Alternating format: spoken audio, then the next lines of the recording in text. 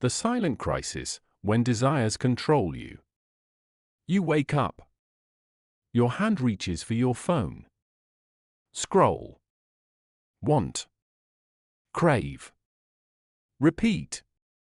Another notification pulls you toward something you don't need. Another advertisement whispers that you're incomplete without it.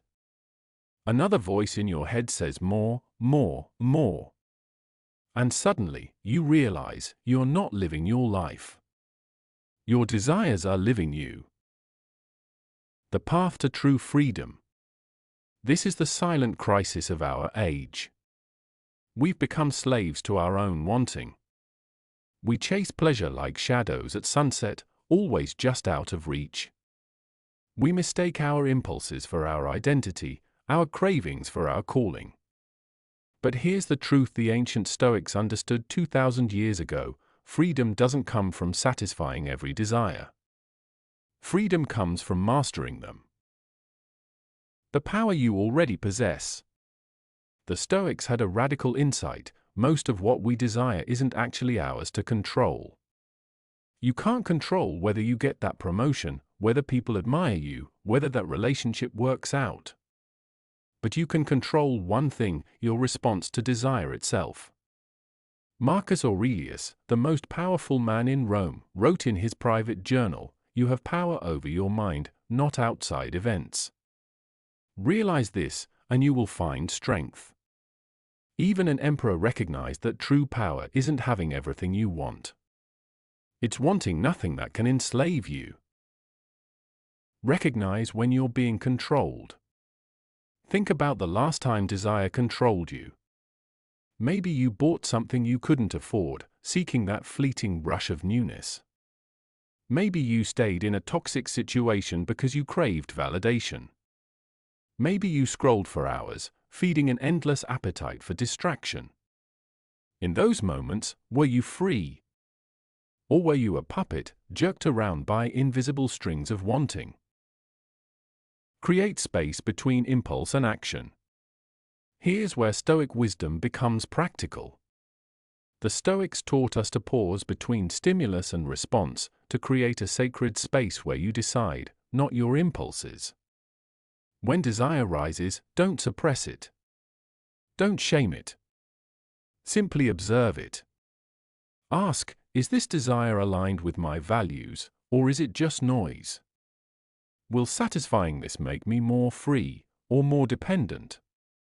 Epictetus, who was born a slave, discovered that this mental discipline made him freer than most free men. He realized that no external circumstance could enslave someone who mastered their inner world. Distinguish between wants and needs. The path to mastery begins with distinction. Learn to separate what the Stoics called preferred indifferences from true necessities. Yes, wealth, health, and success are preferable.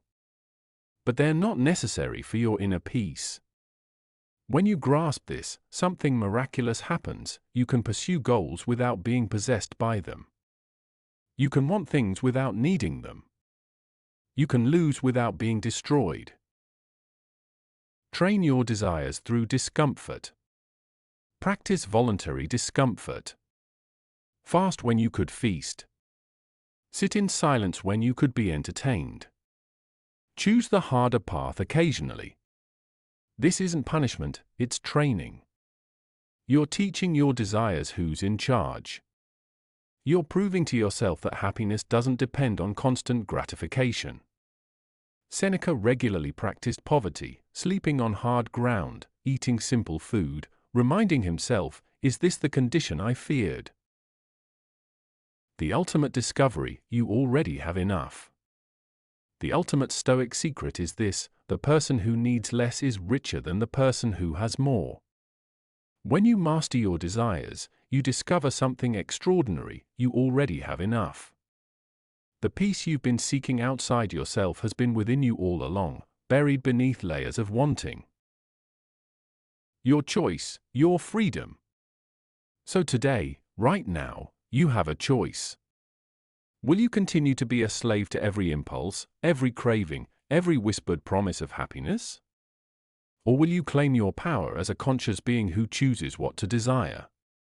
The ancient Stoics are calling across the centuries with a message of radical freedom. You don't need to control the world.